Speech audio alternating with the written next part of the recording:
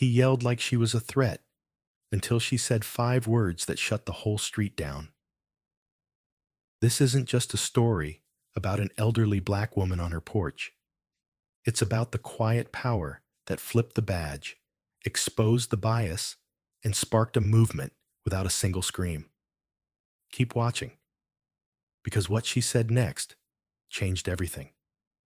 Dear viewer, what you are about to witness is not just a story. It is a powerful testament to the quiet power and pursuit of justice in places most people ignore. If this is your first time here, I warmly invite you to share where you are watching in the comments below. And if stories like this move you, challenge you, or make you think, consider subscribing and clicking the bell icon. We share voices that deserve to be heard every day. Thank you for being here. Now, let's get into the story. It was just after 6 p.m. when Ruth Ellison placed her teacup down on the wooden table beside her and leaned back into the cushion of her weathered rocking chair. The sun was melting low into the horizon over Savannah, Georgia, casting golden light through the Spanish moss that hung like soft threads from the oak trees lining her block.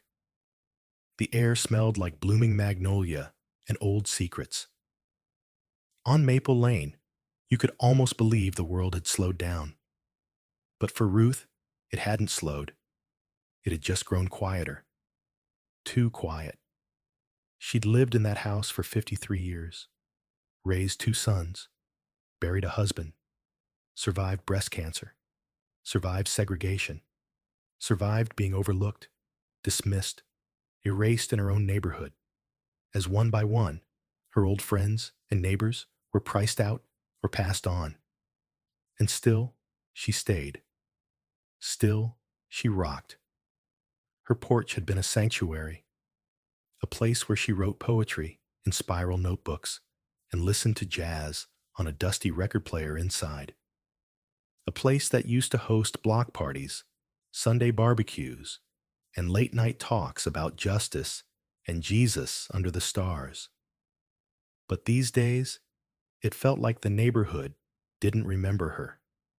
Or worse, pretended not to see her at all. The new neighbors didn't wave.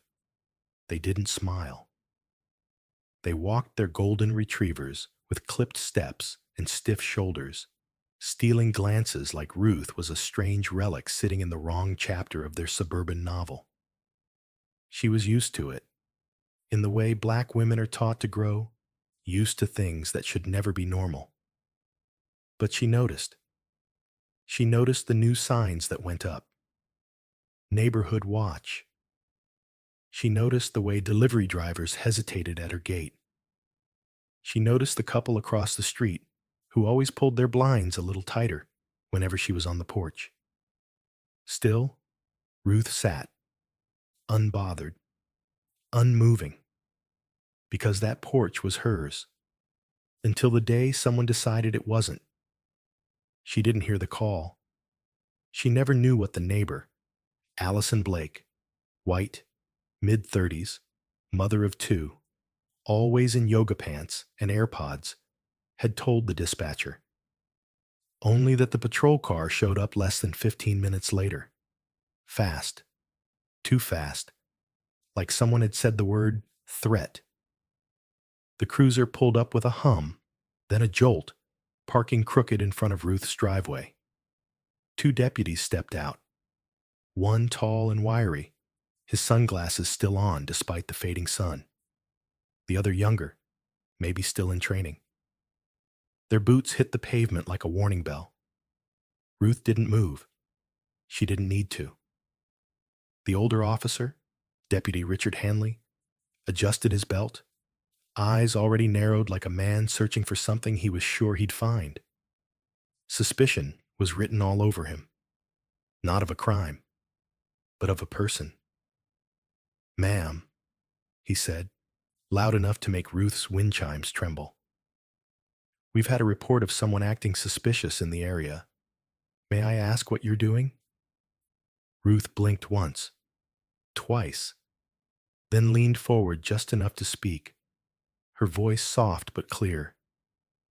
"I'm sitting on my porch." The younger officer shifted uncomfortably. Hanley didn't flinch. "We had a report that someone matching your description was peering into windows. That's a concern for us." "My description," Ruth repeated, a whisper of sarcasm curling at the edges. "You mean a black woman sitting still?" Hanley's jaw clenched. "We're not here to argue, ma'am. We're here to verify a call." "I've been here since 4:30, she said, gesturing to her cup. "You're welcome to ask the tea." But Hanley wasn't looking for explanations. He was looking for control. He stepped up onto the first porch stair. "I need to see some ID." "No, you don't," Ruth replied, calm but unyielding. Hanley took another step. The porch creaked under his boot. This doesn't need to become something it doesn't have to be. It already was. The moment he crossed that threshold without invitation, it became a moment black mothers whispered warnings about. A moment sung about in old civil rights hymns. A moment Ruth had prayed wouldn't come again in her lifetime. And yet, here it was. Dressed in beige polyester, with a badge and a voice trained to sound like authority. Inside her, memory stirred. The smell of tear gas from '67. Her father's hands gripping the steering wheel tight when they were pulled over in Macon. The time her son came home with bruises and said, "It's just how they talk to us, Ma." It stirred, but it didn't shake her. "Are you refusing to cooperate?" Hanley snapped. Ruth didn't flinch. "I'm refusing to be treated like a criminal for sitting in my own home." Hanley's eyes flashed. The younger deputy said, "Maybe we should—" But Hanley cut him off. "I'll handle this." Then, stepping fully onto the porch, voice now sharp and raised, "You're going to comply, or you're going downtown. Your choice." Ruth looked up at him, slowly, steadily, her hands folded in her lap, her teacup still warm. And then she said the 5 words that froze him. Words we won't reveal. Not yet. Because the moment those words left her mouth, something changed. Not just in Hanley's posture, but in the air itself. The wind seemed to pause. Even the moss on the trees looked suddenly still. It was like time hiccuped. He stepped back. Slight. Barely noticeable. But Ruth saw it. And in that instant, everyone who would later watch the cell phone video would see it too. The power shift. The reckoning. What happened next would echo far beyond Maple Lane. But Ruth, she just took another sip of tea. Because the truth was, she had never left the fight. She had just been waiting on her porch for the world to notice. Deputy Richard Hanley had always believed that power looked like him. It was in the crisp line of his uniform, the echo of his boots on pavement, the radio buzz clipped to his chest. He was trained to believe that when he entered a scene, he owned it. That when he raised his voice, people listened. That his badge, his belt, his posture would bend the room to his will. But not this porch, and not this woman. Ruth Ellison had barely moved. She hadn't raised her voice. She hadn't called anyone. But with just 5 words, 5 carefully chosen words, she'd unraveled everything Hanley thought he understood about control. The exact words? We'll get to them. For now, know this. They weren't loud, but they landed like thunder. He stood frozen for half a beat too long. His younger partner, Officer Riley, shifted again. The silence on the porch wasn't empty. It was charged, like the moment before a storm breaks. And Hanley hated it. He hated how the air changed, how his footing didn't feel as solid anymore. Ma'am, he said again, this time with a clipped breath. We received a complaint. You're not being targeted. We're just doing our job. Ruth blinked slowly. Funny. That's what they always say, isn't it? He flinched. Just a little. Just enough. Across the street, a screen door creaked open. A neighbor peered out. Then another. Word was already spreading. Phones were out.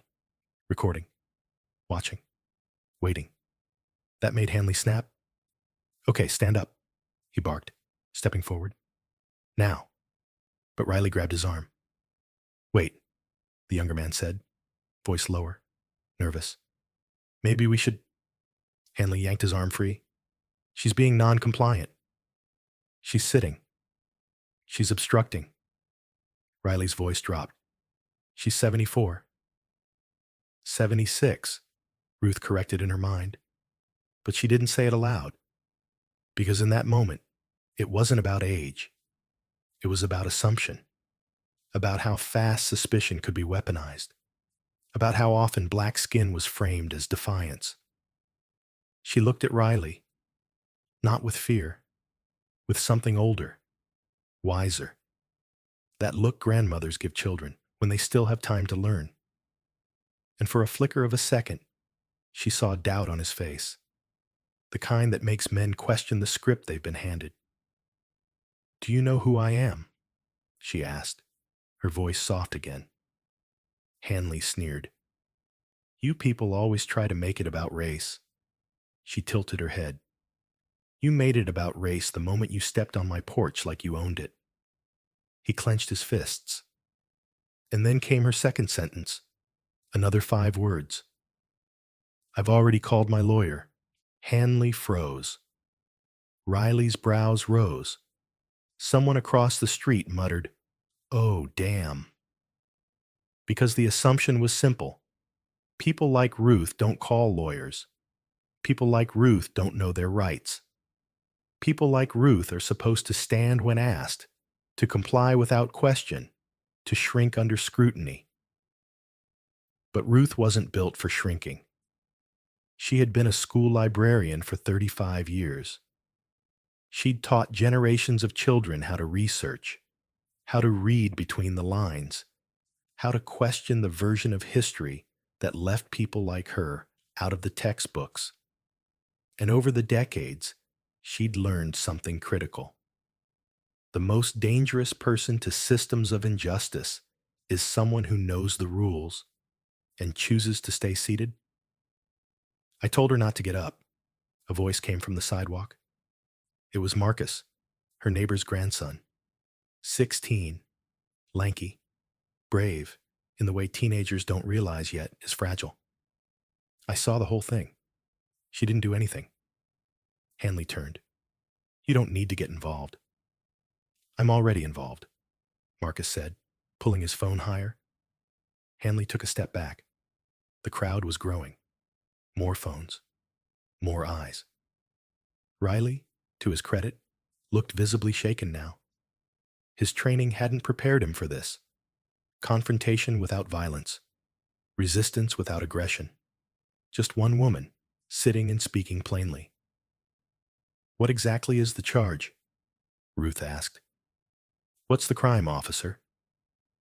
Hanley didn't answer, because there wasn't one. And he knew it.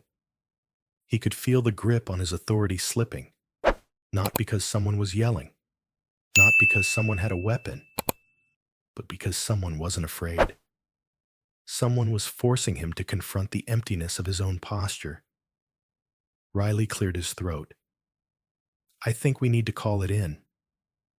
I'll handle it, Hanley snapped.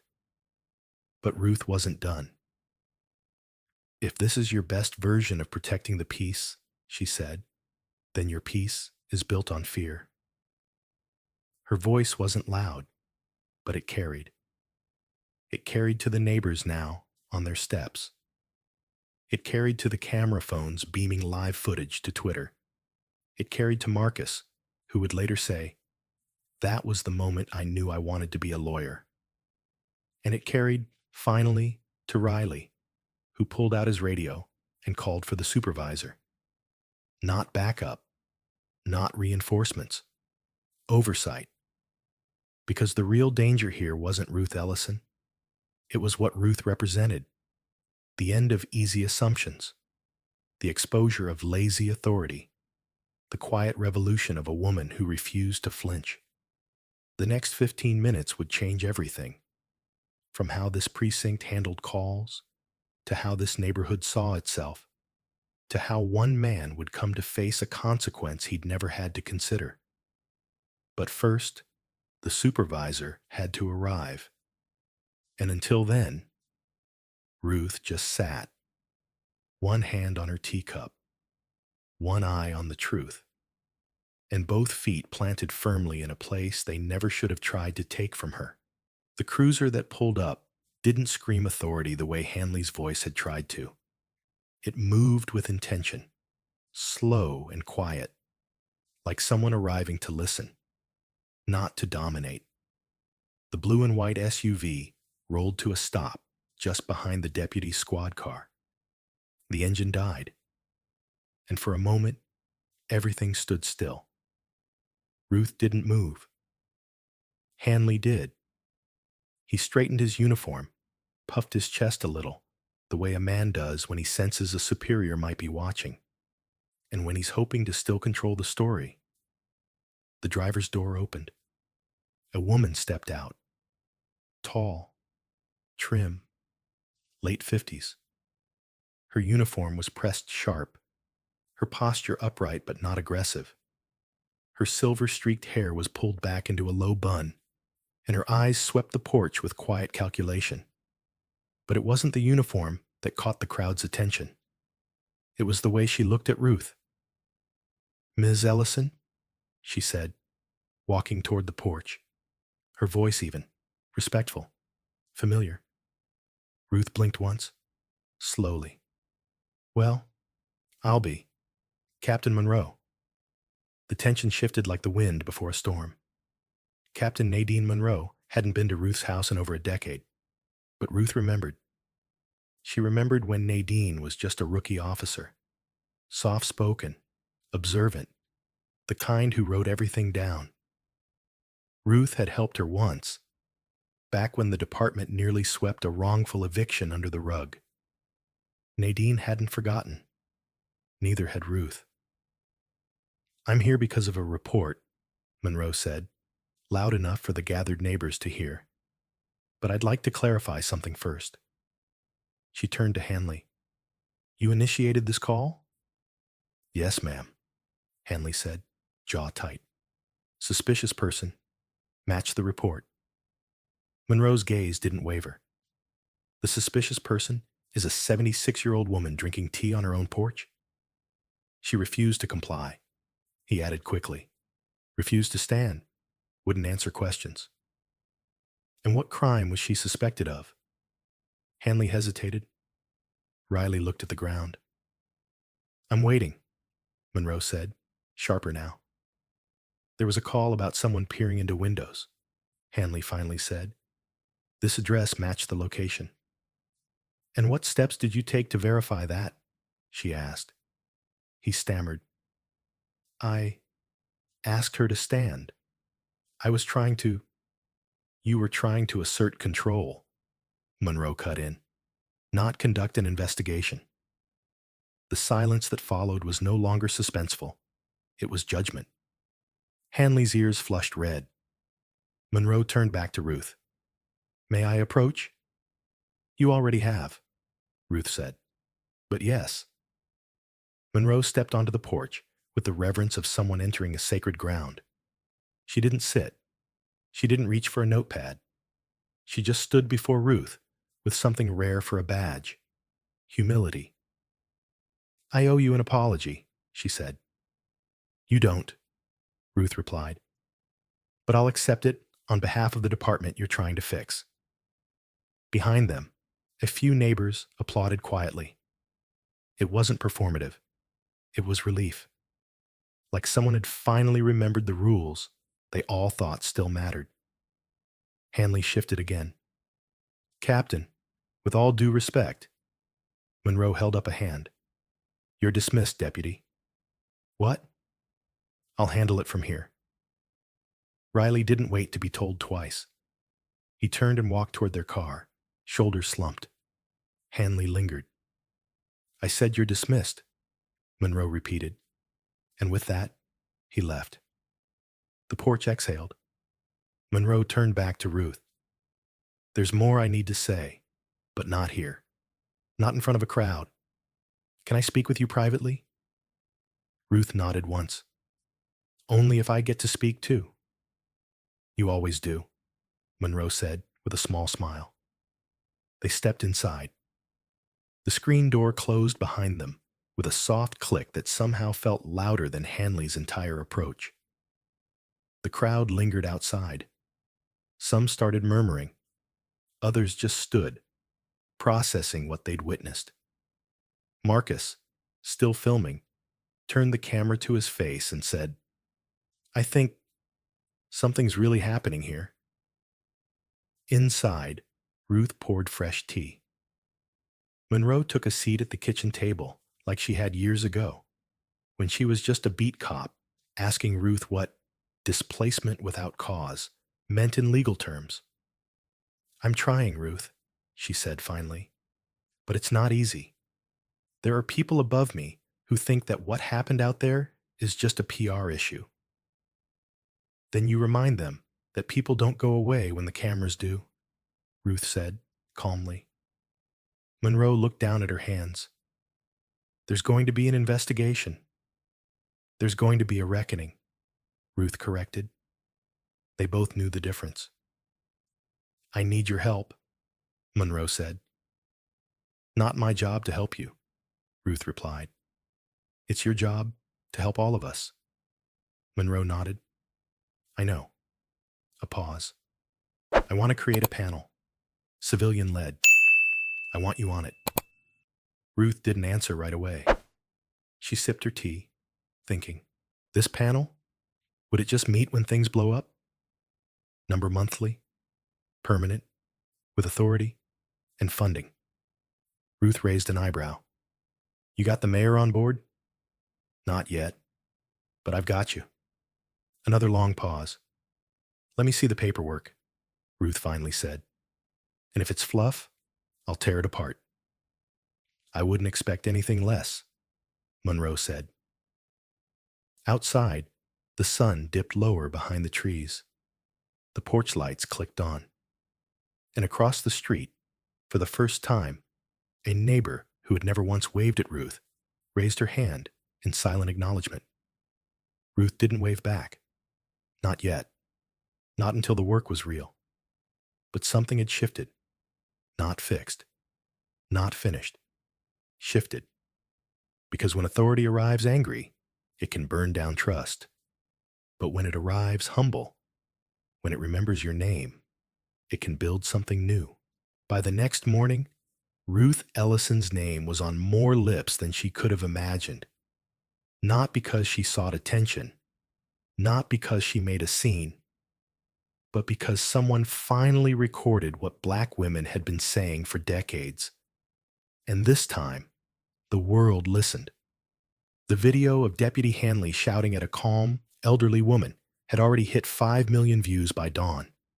It was raw, unedited, with nothing flashy or dramatic. Just a woman sitting on her porch, refusing to stand. And then, 5 quiet words that brought everything crashing down. Do you know my name? People didn't just watch the video. They felt it. Because Ruth hadn't yelled. She hadn't cursed or pleaded. She had simply existed. And that had been enough to invite suspicion. Enough to prompt aggression. Enough to make authority uncomfortable. And in her refusal to move, to explain, to shrink, she became something larger than herself. Cable news caught wind. Ruth's photo, grainy, humble, powerful, flashed across morning segments alongside commentary that ranged from outraged to stunned. The local police department, still reeling from Monroe's decision to relieve both officers, issued a public statement calling the incident unfortunate and under investigation. But that wasn't enough, because this wasn't just about Meadow Ridge anymore. This was about every porch, every park bench, every sidewalk where someone had been stopped simply for being. And Ruth, she stayed home. She didn't give interviews. She didn't respond to every request. She wasn't chasing a spotlight, but the spotlight came anyway. By noon, her front yard was dotted with news vans, reporters stationed just beyond her fence line, hoping to catch even a glimpse of the woman who had quietly embarrassed a system that thought it could act without consequence. She refused them all, until one reporter asked the right question. Ms. Ellison, if you could speak to every black woman in America watching your video right now, what would you say? Ruth paused, looked out from her porch with that same steady calm, and finally spoke. I'd say this isn't just my story. It's ours. I just happened to be sitting down when the truth stood up. The clip aired live. Within hours, it had gone viral. Again. That night, the community gathered. Not because they were told to, but because they needed to. A town hall, organized in less than 24 hours, filled the Meadow Ridge Cultural Center until it spilled out into the parking lot. Pastors, teachers, veterans, teenagers, black, white, brown, stood shoulder to shoulder, waiting to speak, waiting to be heard. Ruth arrived with Captain Monroe. No security detail, no entourage, just her cane, her resolve, and a folder under her arm filled with notes she hadn't planned to write, but now couldn't ignore. The crowd quieted the moment she stepped up to the podium. She didn't raise her voice. She didn't need to. My name is Ruth Ellison, she began. Some of you know me from the video.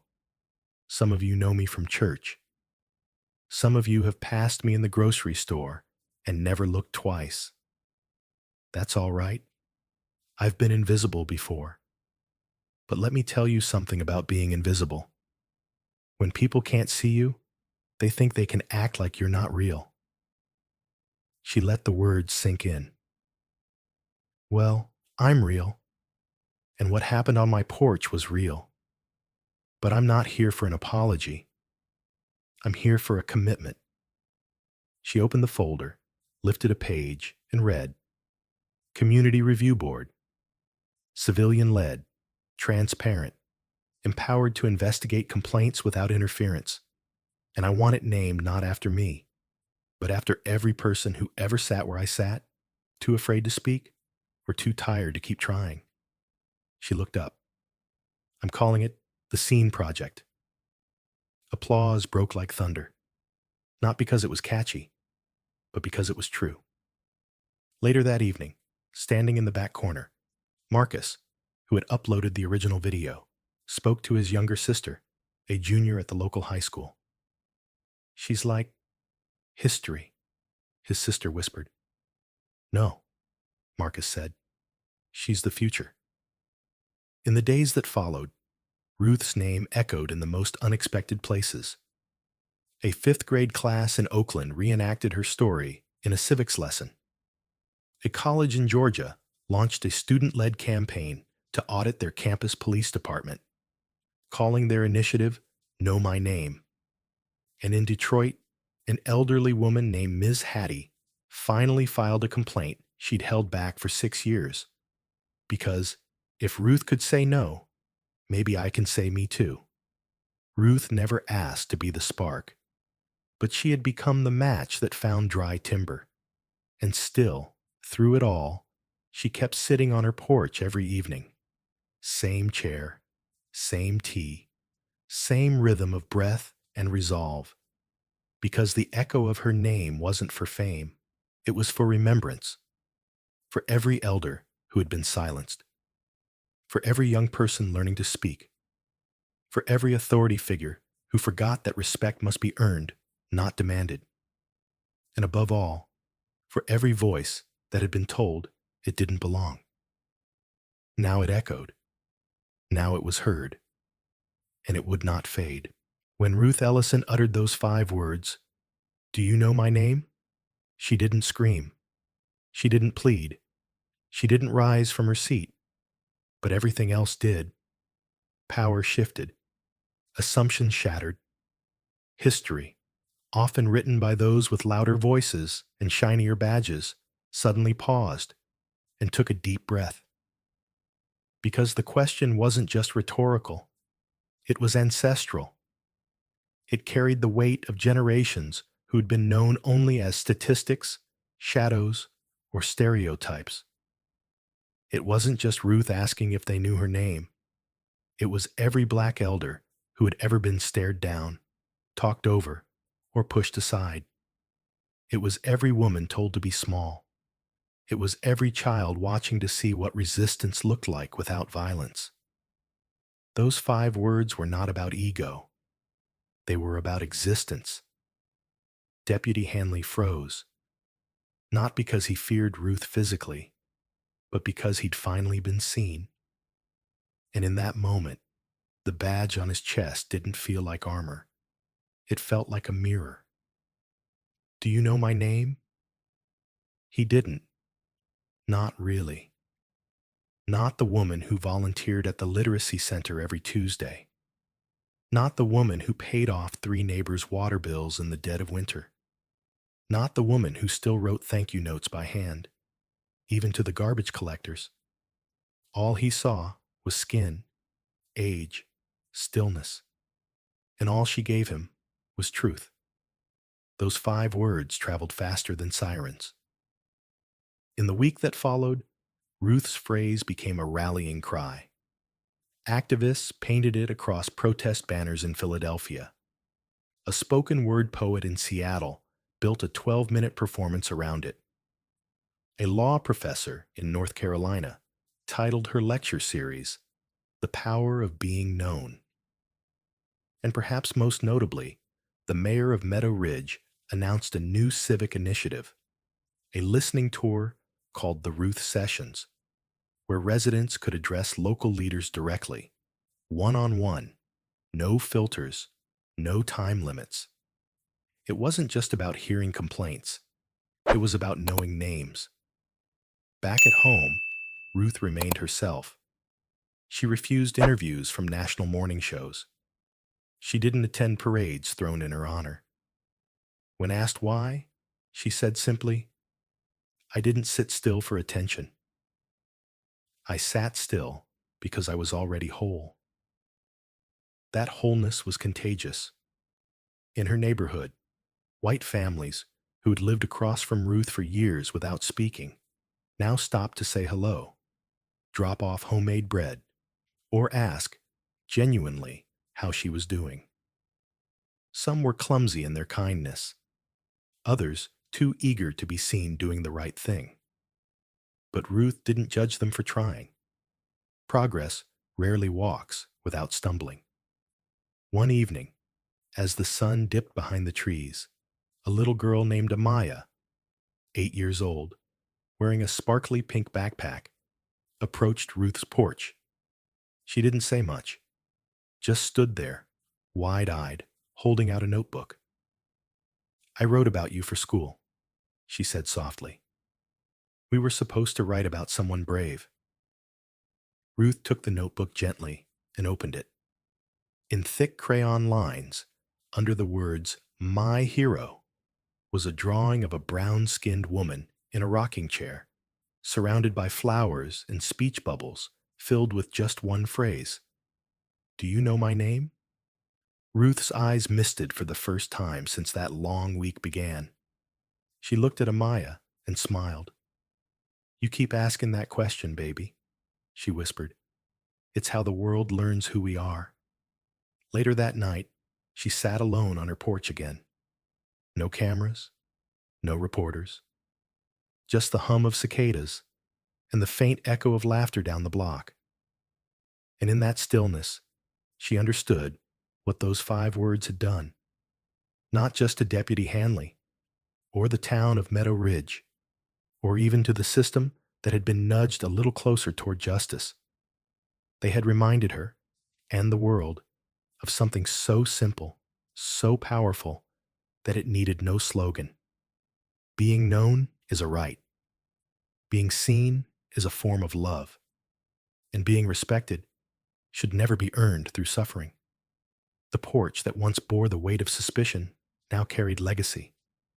Not because she fought back, but because she stayed seated, stayed strong, stayed Ruth. And those 5 words, they changed everything. Ruth Ellison never set out to become a symbol. She wasn't trying to go viral, spark a movement, or make the front page of any newspaper. She was simply sitting on her porch, one she'd sat on for decades, rocking gently, watching the sun dip behind the maples, surrounded by the scent of jasmine and memory. But in a country where stillness from a black woman is often read as threat, even peace becomes a protest. When 2 officers approached her with suspicion and barely disguised disdain, Ruth didn't stand. She didn't scream. She didn't run. She did what generations of black women have learned to do in the face of unjust power. She held her ground. And then she asked the question that would shift everything. Do you know my name? It wasn't shouted, but it thundered. It wasn't a demand, but it required reckoning. In those 5 words lived the ache of history and the dignity of survival. She didn't need to prove her worth. She had already lived it. But she wanted the world to finally see it. And they did. What followed wasn't just a confrontation between an elderly woman and authority. It was a peeling back of the layers of assumption, a community forced to confront how easily it could turn suspicion into danger and silence into complicity. It was about a neighborhood that had forgotten the roots it was built on, and a woman who reminded them, not by raising her voice, but by refusing to lower her presence. Ruth's story traveled, first through cell phone footage, then through classrooms, council meetings, and kitchen tables across the country. Her calm defiance became a case study. Her question became a movement. From the Ruth sessions to community watch reforms, from apologies to accountability, one moment of stillness inspired waves of change. But the beauty of this story isn't just in what happened. It's in how it happened. Not with fists, but with firmness. Not with outrage, but with unwavering presence. Not through confrontation, but through clarity. Ruth didn't become powerful the day she was confronted.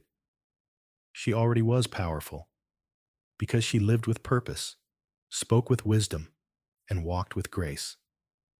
The system had simply failed to recognize it. And when it finally did, the ripple effects reached far beyond her porch. The deeper lesson. So what do we take from Ruth's story? What can we carry with us? Not just as witnesses, but as people who walk into a world every day filled with its own silent injustices. Here it is. Presence is power. You don't have to yell to be heard. You don't have to protest with signs to make change. Sometimes, the most revolutionary act is to simply be, fully, unapologetically, exactly where you are not supposed to be. Because visibility is not a privilege. It's a right. And when someone tries to erase you, your story, your value, your space, you do what Ruth did. You stay seated. You ask the question that stops the room. You remind them of who you are. And then you keep going. In our own lives, that might mean standing up at work when someone speaks over you. It might mean defending someone in your neighborhood who's been unfairly targeted. It might be as simple as showing up for someone who doesn't have the strength to stand alone, because someone always sees you, and someone is always learning how to show up based on your example. One more thing before you go. If Ruth's story stirred something in you, if it made you feel seen, if it reminded you of your mother, your neighbor, or your own quiet moments of resistance, we invite you to be part of our community. Subscribe to this channel, share this story, drop a comment below. Let us know where you're watching from and how Ruth's story moved you. We tell stories like these not for shock, but for solidarity, not for views, but for vision. To remind you that real change doesn't just live in headlines or hashtags. It lives in front porches, in rocking chairs, in names that deserve to be known. Because when one woman refuses to move, the world often has no choice but to shift around her. And that's exactly what happened here. We're just getting started. Stay tuned for more stories that matter. And until then, stay grounded, stay bold, and never be afraid to ask the world, "Do you know my name?"